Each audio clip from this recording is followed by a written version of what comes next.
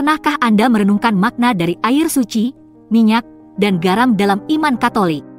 Pada video ini, kita akan mengeksplorasi makna dan simbolisme dari 3 elemen penting, yaitu air suci, minyak, dan garam.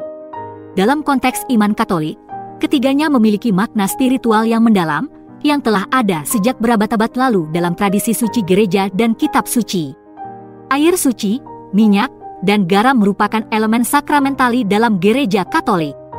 Sakramentali adalah tanda-tanda suci yang dilembagakan oleh gereja guna mempersiapkan kita untuk menerima rahmat dan membuat kita bekerja sama dengannya. Sakramentali bukanlah sekedar simbol, tetapi juga membawa kekuatan tertentu dari gereja yang membantu umat beriman dalam perjalanan rohani mereka.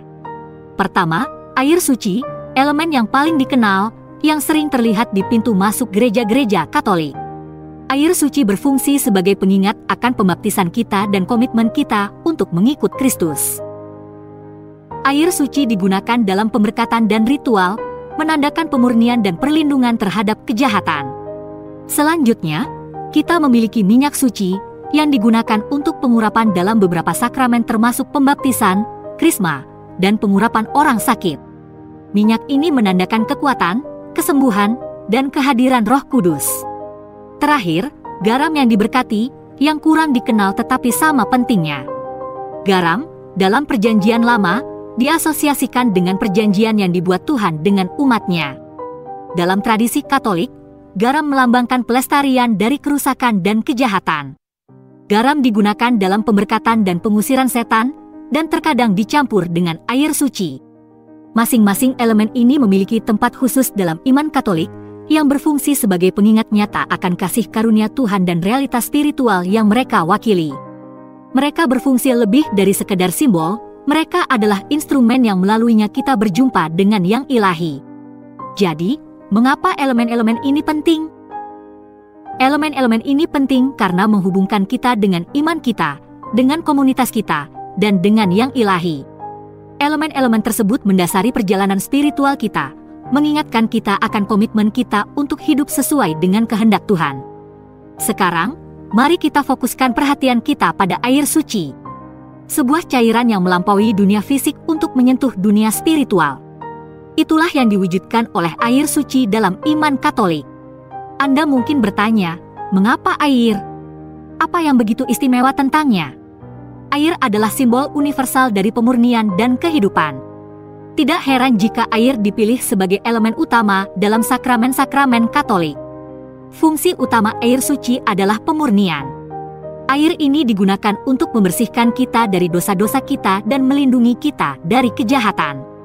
Namun, ini bukan tentang tindakan pembersihan secara fisik, melainkan pembersihan jiwa, sebuah detoksifikasi spiritual.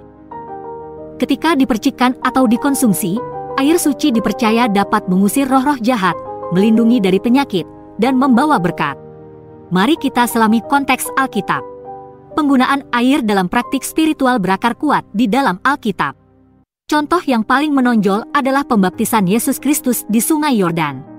Peristiwa monumental ini menandai dimulainya pelayanan publik Yesus dan menyoroti kekuatan pengudusan air. Pada momen inilah air diangkat dari sekadar elemen menjadi simbol kesakralan dari proses kelahiran kembali dan pembaharuan. Dalam Injil Yohanes, Yesus menyatakan, kecuali seorang dilahirkan dari air dan roh, ia tidak dapat masuk ke dalam kerajaan Allah. Pernyataan ini menekankan pada pentingnya air suci. Ini bukan hanya sebuah praktik ritual, melainkan simbol dari kelahiran kembali di dalam iman, sebuah bukti komitmen kita untuk mengikuti jalan kebenaran. Pada intinya, air suci adalah hubungan yang nyata dengan yang ilahi.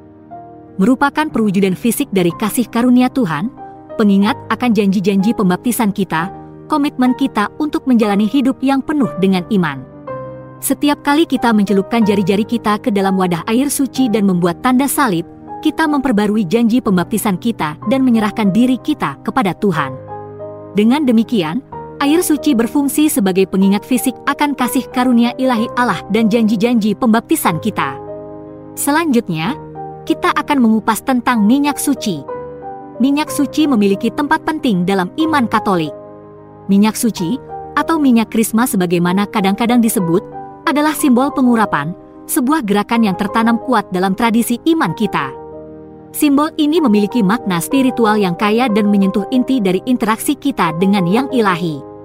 Pertama-tama, mari kita pahami makna dari minyak urapan ini. Minyak urapan adalah representasi dari kasih karunia Allah, sebuah tanda nyata dari kehadiran ilahi. Ketika digunakan dalam sakramen-sakramen, minyak suci berfungsi sebagai sebuah saluran, sebuah sarana yang melaluinya kita menerima karunia-karunia Roh Kudus.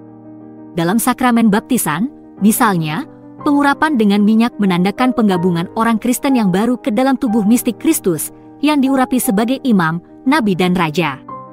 Ini adalah pengingat bahwa kita dipilih dan ditandai oleh Tuhan, dipanggil untuk menghidupi iman kita di dunia. Sedangkan dalam sakramen Krisma, elemen pengurapan memiliki makna yang lebih dalam. Minyak yang dibuat dengan campuran balsam itu menandakan kepenuhan Roh Kudus. Sebuah meterai dan simbol kekuatan rohani yang kita terima untuk bersaksi dan mempertahankan iman kita.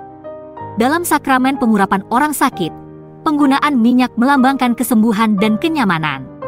Ini adalah ungkapan mendalam dari belas kasihan Allah, sebuah pengingat bahwa kasih dan anugerahnya selalu menyertai kita, bahkan di saat-saat yang paling kritis. Namun, pentingnya minyak suci tidak hanya terbatas pada sakramen-sakramen saja. Alkitab penuh dengan referensi tentang pengurapan dengan minyak sebagai tanda berkat dan pengkudusan.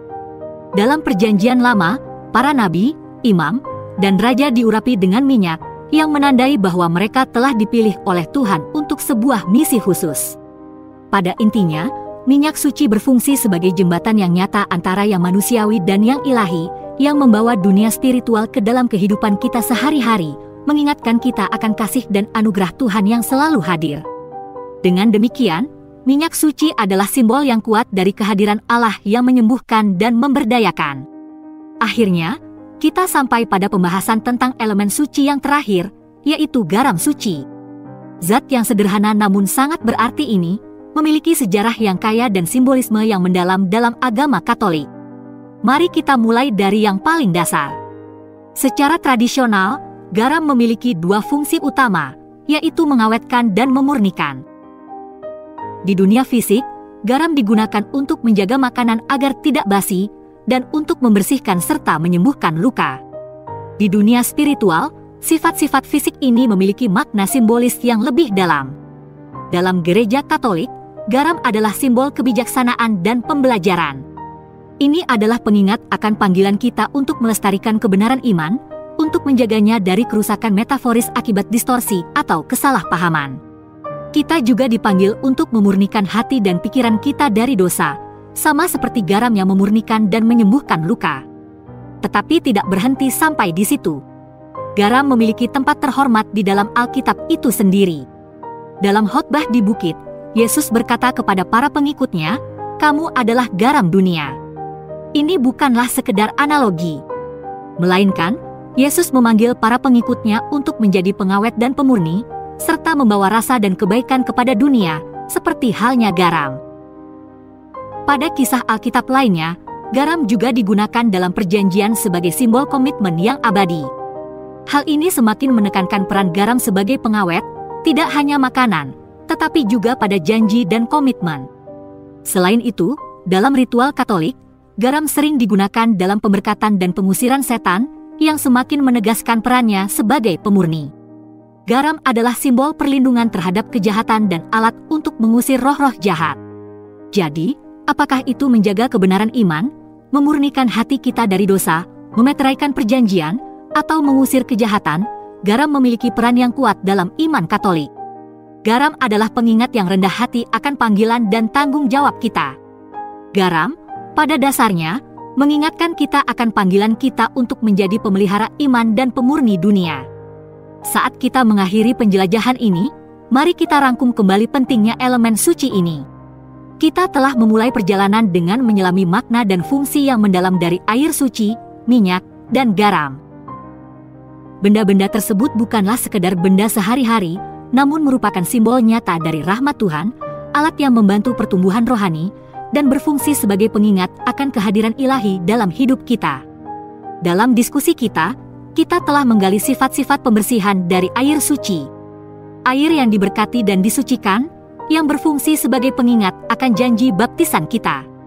Ini adalah simbol pemurnian, sebuah deterjen rohani, membasuh kotoran dosa dan menyegarkan secara rohani bagi mereka yang menggunakannya. Kemudian, kita telah menjelajahi elemen pengurapan dari minyak suci. Minyak suci adalah simbol penguatan, penyembuhan, dan pengudusan. Digunakan dalam sakramen-sakramen seperti pembaptisan, krisma, dan pengurapan orang sakit. Ini menandakan pencurahan Roh Kudus, menguatkan umat beriman dalam perjalanan rohani mereka. Terakhir, kita telah mempelajari elemen pengawet garam.